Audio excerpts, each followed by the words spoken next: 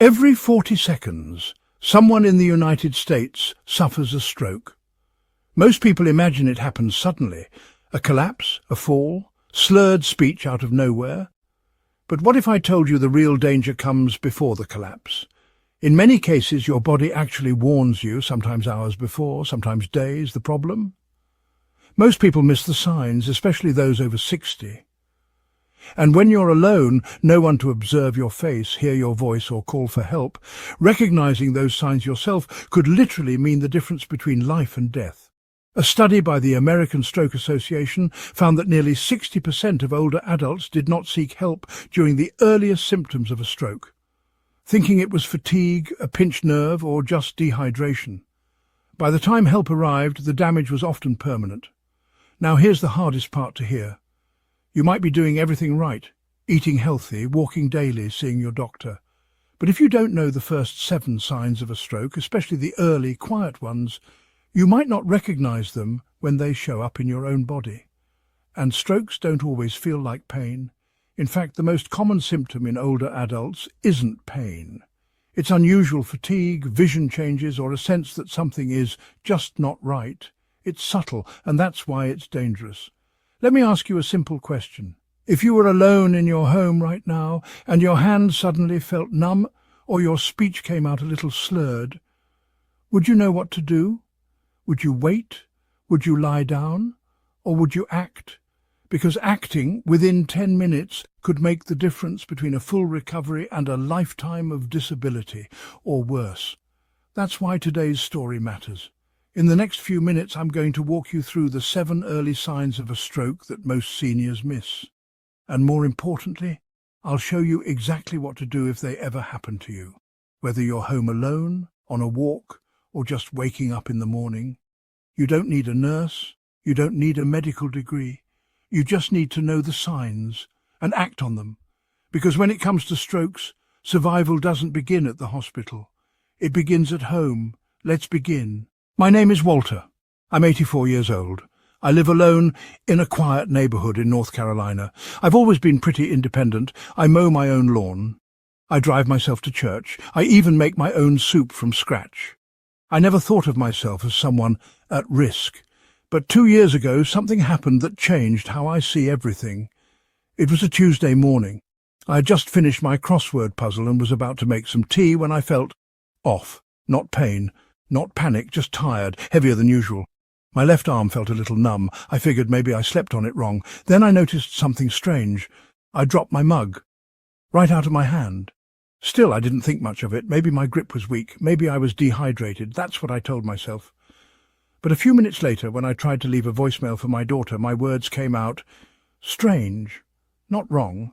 Just slow, slurred, like I'd just come back from the dentist. That's when something inside me said, this is not normal. I remembered a health seminar I attended years ago. An EMT talked about stroke symptoms. One thing he said stuck with me. If something in your body feels off and you can't explain it, it's worth treating like an emergency. So I called 911. I felt silly, honestly. I was still standing. I wasn't in pain. I could breathe. But I'm glad I made that call. The paramedics arrived in under 10 minutes. They asked me to smile, lift both arms, say a sentence. I could only raise one arm. My smile was crooked. My speech was soft. They rushed me to the hospital. Within an hour, I was receiving clot-busting medication. The doctors told me if I'd waited even 20 more minutes, the damage could have been permanent. I might have lost the ability to speak or walk or live alone. Instead, I was back home within a few days, walking, talking, and cooking soup again. Why? Because I acted. Not out of panic, but out of awareness. That's why I'm here sharing this with you now. What happened to me could happen to anyone over 60. A stroke isn't always dramatic. It's often quiet, creeping, easy to miss. But if you know what to look for and what to do, you can beat it. You can protect your independence, your mind, your life. And I want to help you do that. Let me show you the 7 signs that nearly cost me everything and how to respond if they ever show up in your life. The first thing I learned during my stroke recovery was this. Most strokes don't feel like strokes, not at first. Hollywood shows them as dramatic, people clutching their chest or collapsing in pain. But for most seniors, the symptoms are subtle, quiet, easy to mistake for something else. That's what makes them so dangerous. So let's walk through the 7 early signs of stroke, especially in people over 60, before it becomes a full-blown emergency. 1. Unusual fatigue. This is not ordinary tiredness, it's a sudden wave of exhaustion that doesn't improve with rest, like someone pulled the plug on your energy. For me, it felt like I was walking through water. Even lifting a spoon seemed like work. Doctors now know that fatigue is one of the most common early symptoms of stroke in older adults, especially women. It can come hours or even days before a major episode. If you feel a kind of tiredness that feels wrong, don't ignore it. 2. Numbness or weakness on one side. This is classic, but easy to dismiss if it's mild. Maybe your hand feels tingly, maybe one leg feels heavier than the other. You think you slept wrong or pinched a nerve, but if it happens suddenly, and especially if it only affects one side, treat it as a warning. Strokes usually affect one hemisphere of the brain, which controls the opposite side of the body. That's why sudden one-sided weakness is a red flag. Try lifting both arms. If one drifts down, call for help. 3. Slurred or slow speech. You might notice your voice sounds odd. Not wrong, just slower. Or maybe you can't find the right word. Others might say, you sound off. Trust them. Even if you can still talk, if your speech feels clumsy or strained, it could be a sign your brain is struggling to coordinate language. Try saying a simple sentence. The sky is blue. If it comes out jumbled, get help. 4. Vision problems. Blurry vision, double vision, or a strange dark patch in one eye. These are easy to blame on glasses or dry eyes, but sudden changes to vision, especially if it comes and goes, could be early signs of stroke. One woman I met during rehab said her stroke began with a grey spot in her left eye. She thought it was a smudge on her glasses. It wasn't. If your vision changes out of nowhere, don't assume it's nothing. 5. Balance or coordination. Trouble. Do you suddenly feel unsteady on your feet? Are you bumping into walls or spilling drinks? Loss of coordination is a subtle but serious symptom. Your brain controls every movement, and when it's in distress, the signals get scrambled. This might show up as clumsiness, dragging a foot, or trouble walking in a straight line. If it happens fast, especially alongside other symptoms, it's time to act. 6. Headache with no clear cause. A sudden severe headache, especially if it comes with nausea or vision changes, can be a sign of a bleeding stroke. It's not common, but when it happens, it's urgent. If you never get headaches and suddenly you have one that feels different, especially with other symptoms, don't wait it out.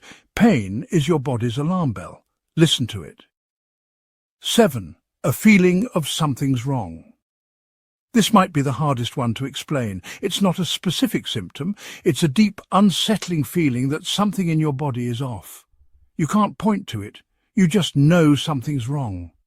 In stroke survivors, this gut feeling is surprisingly common. It's your brain's way of saying, I'm in trouble.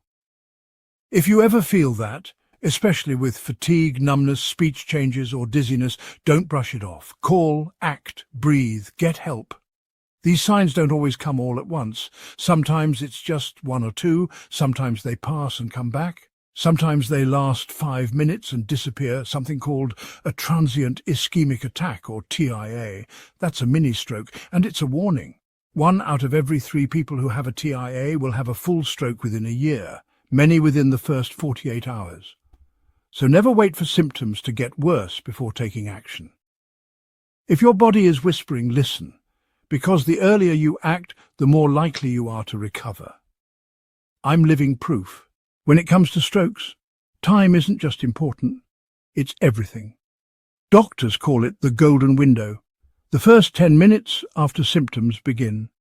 Acting fast doesn't just increase your chances of surviving, it determines how much of your brain you can save. So what do? Especially if you're alone, here's exactly what I've learned, the same steps that saved my life. Step 1. Call emergency services immediately, not in 5 minutes, not after lying down, not after a glass of water. Call 911 the moment you suspect a stroke, even if you're not sure, even if you think it might be a pinched nerve or low blood sugar. Tell them, possible stroke, I'm over 60, I'm alone. Those words trigger faster protocols in most dispatch centres. Many smartphones now have emergency shortcuts. For iPhones, pressing the power button 5 times can activate a call. On Android, settings allow SOS activation with a single tap. Set these up right now. Don't wait, because your ability to speak clearly might fade in minutes. Step 2. Describe your symptoms clearly. If you can talk, describe what you're feeling. Examples. My left arm feels numb. I'm having trouble speaking. I have sudden blurred vision. The more specific you are, the better the dispatcher can prioritize your case. If you can't speak, leave the line open. Emergency responders will track the call and come anyway. Step 3. Position yourself safely.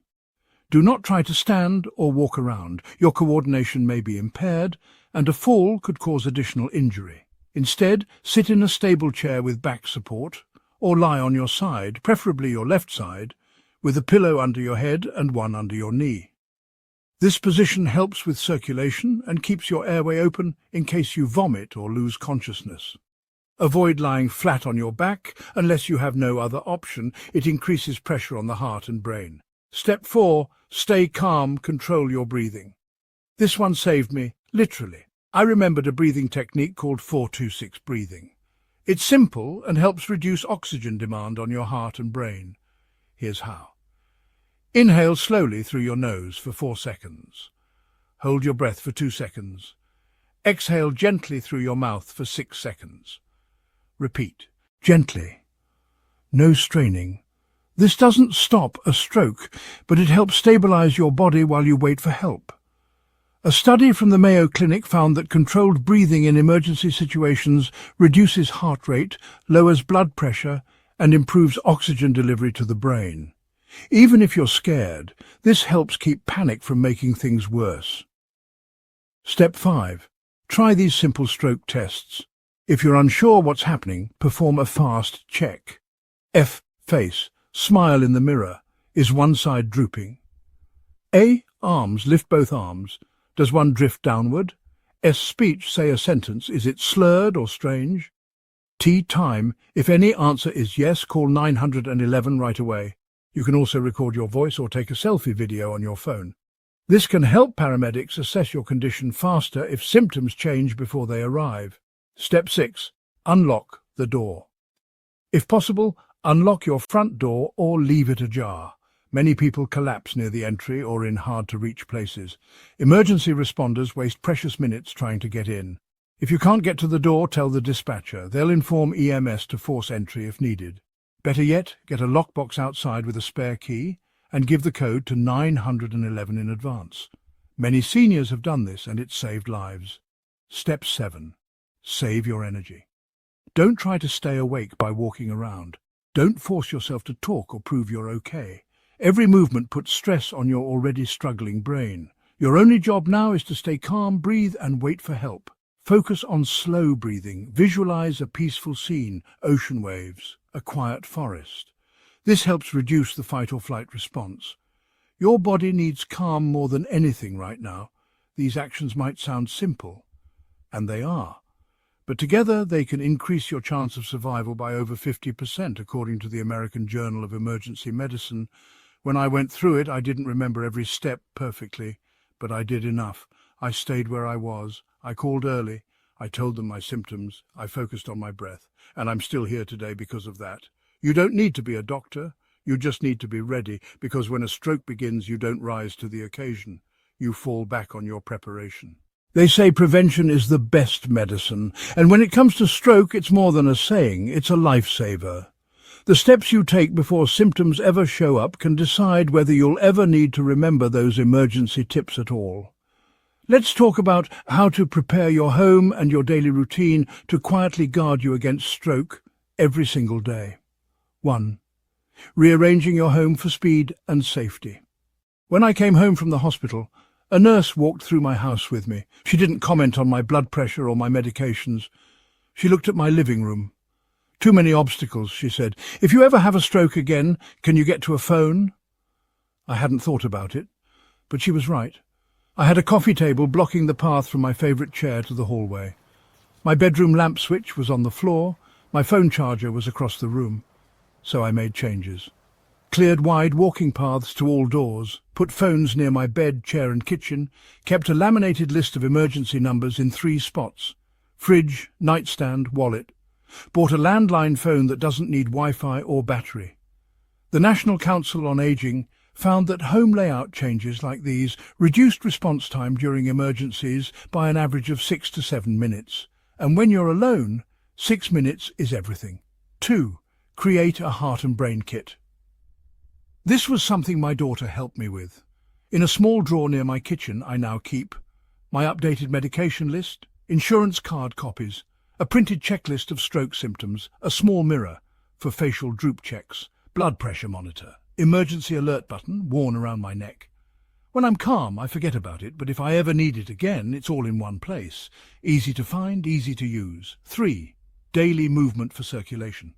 You don't need to run marathons to protect your brain. The American Heart Association recommends just 20-30 minutes a day of gentle movement to improve circulation and reduce clot risk. I do 10 minutes in the morning and 10 in the afternoon. What kind? Seated knee lifts, shoulder rolls, ankle circles while sitting.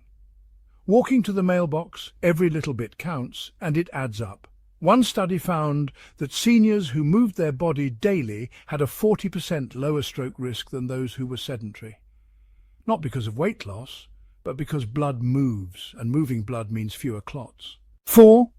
Eat like you love your brain. I'm not a dietitian, but I've learned a few things. The best foods for preventing stroke are often simple.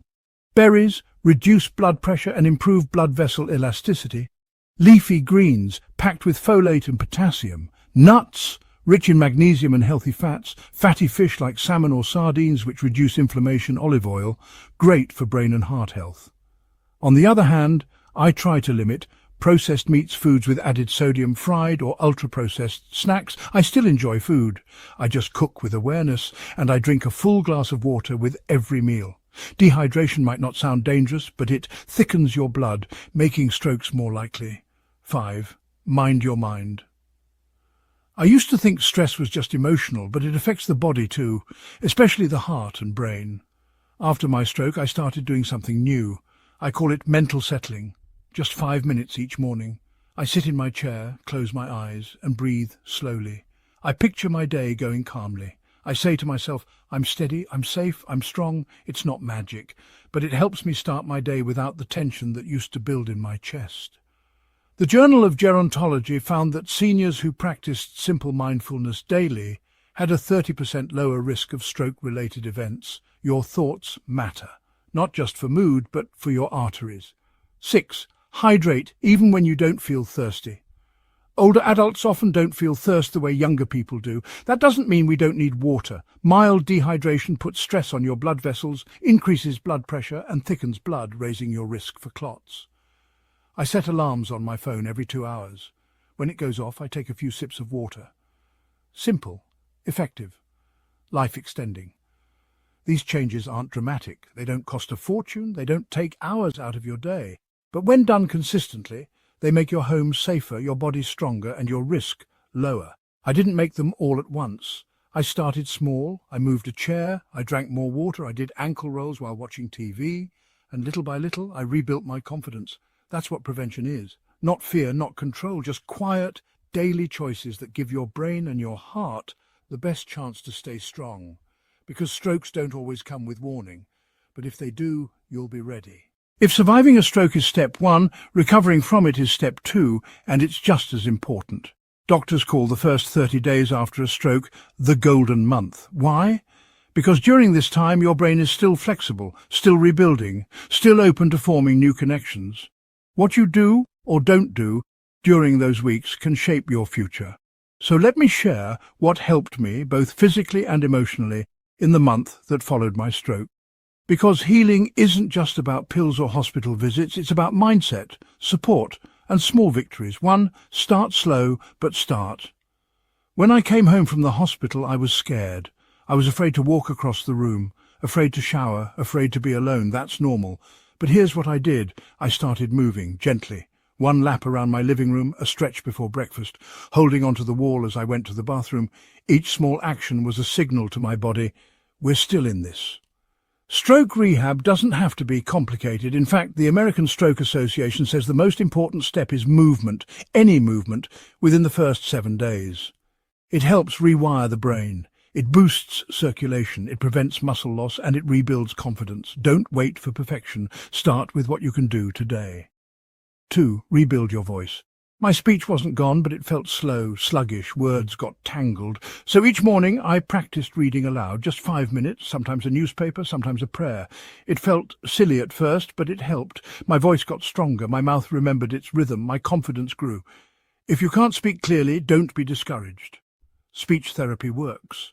And even simple exercises at home, like humming, tongue stretches, or blowing bubbles through a straw, can speed healing. The brain is plastic, it adapts. But only if you give it input. 3. Eat for repair. I didn't feel like cooking or chewing, really, but I knew nutrition mattered now more than ever. So my daughter prepped easy meals for me. Smoothies with spinach, berries and protein, soft-boiled eggs, oatmeal with walnuts and chia seeds, chicken soup with turmeric and garlic. These aren't magic foods, but they reduce inflammation, support the brain, and keep your strength up. Your body is rebuilding tissue, repairing nerves, and balancing hormones. Don't starve that process. Even if it's just small meals, eat with purpose. 4. Mind the mood swings.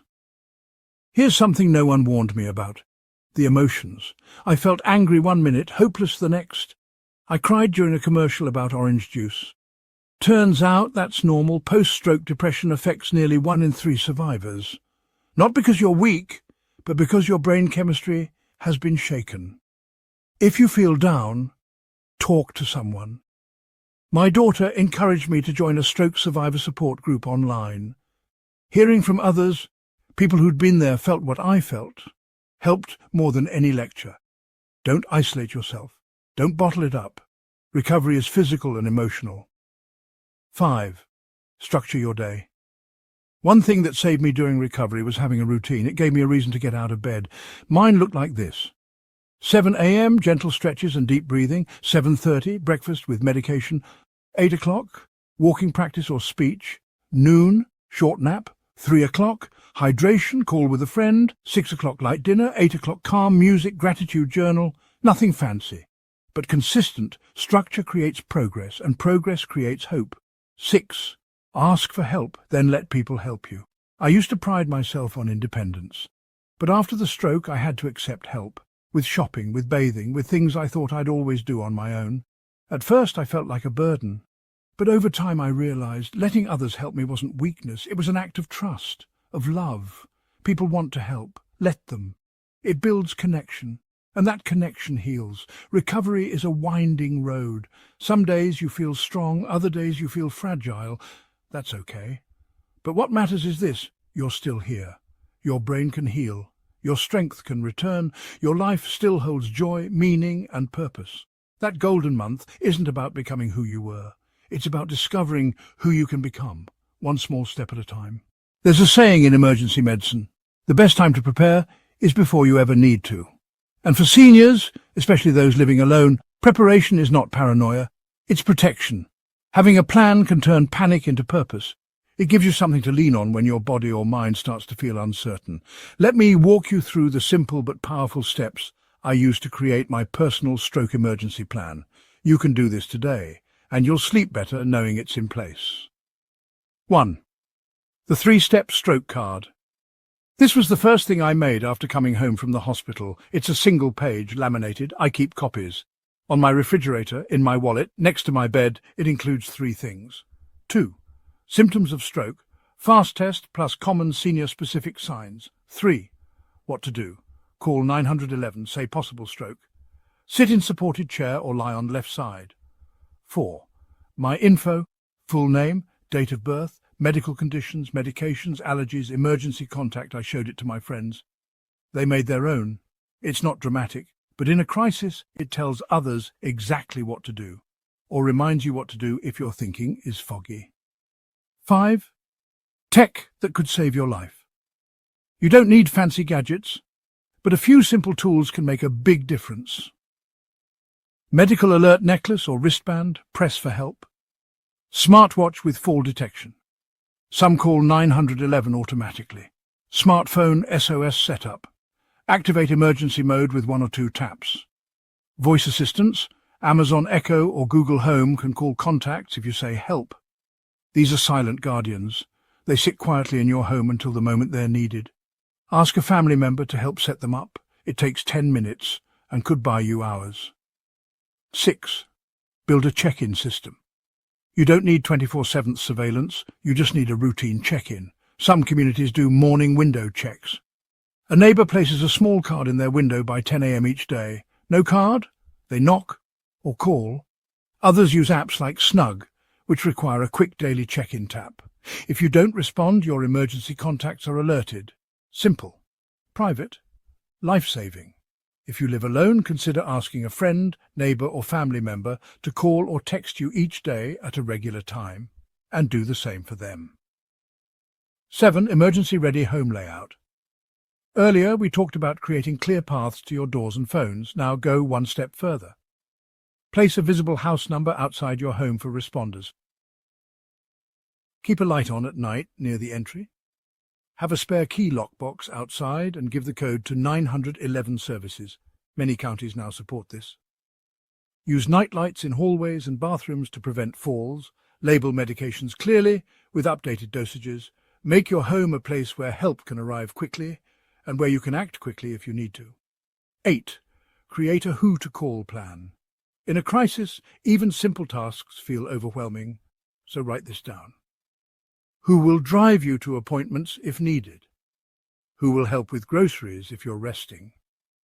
Who can walk you through a medication schedule? You don't need a team, just 1 or 2 trusted people. Let them know now. Don't wait for a moment of weakness or confusion to reach out. 9. Practice your plan. Once every few months, do a mini drill. Test. Can you reach your phone in under 10 seconds from your bed? Can you describe your symptoms in a voicemail? Can you locate your emergency card without thinking? This isn't to create fear, it's to create familiarity. In emergencies, we don't rise to the occasion, we fall back on what we've practiced. So make your response second nature. This may sound like a lot, but here's the truth.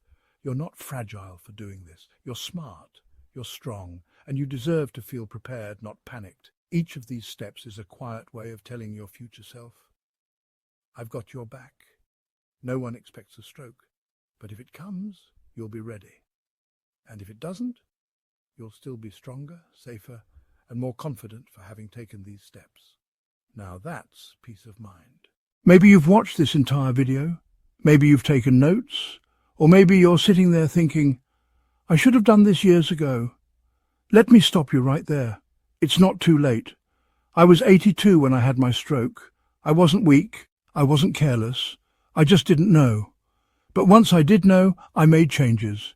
I rearranged my home, I practiced the fast test. I drank more water, I moved more even when I didn't feel like it. I said yes when people offered help. And over time I found something even stronger than fear, confidence. You don't have to do everything today, you don't have to be perfect, you just have to begin. Here's what I know now. Strokes don't wait for you to be ready. They don't care if it's a weekend or a holiday. But you can be ready, starting right now. You're not doing this because you're afraid. You're doing this because you care, because you still want to live well, think clearly, and move through life on your terms. And you can. Let today be the day you choose, to know the signs, to take the first small step, to prepare your space, to tell someone what you learned, to believe that your best years aren't behind you, but ahead, you've already made it this far. You're watching this. You're listening, you're learning. That means you care. That means you're already stronger than you think. So here's my challenge to you. Before the sun sets today, do one thing. Set up your emergency contact on your phone, print out a stroke symptoms card, practice your breathing, call a loved one and say, I'm making my plan, then breathe. Because now you're not just hoping you'll be okay. You're building the habits, the mindset and the environment that gives you the best possible shot at life, at recovery, at peace. Your age doesn't define your strength. Your independence doesn't mean doing it all alone. And your future isn't decided yet.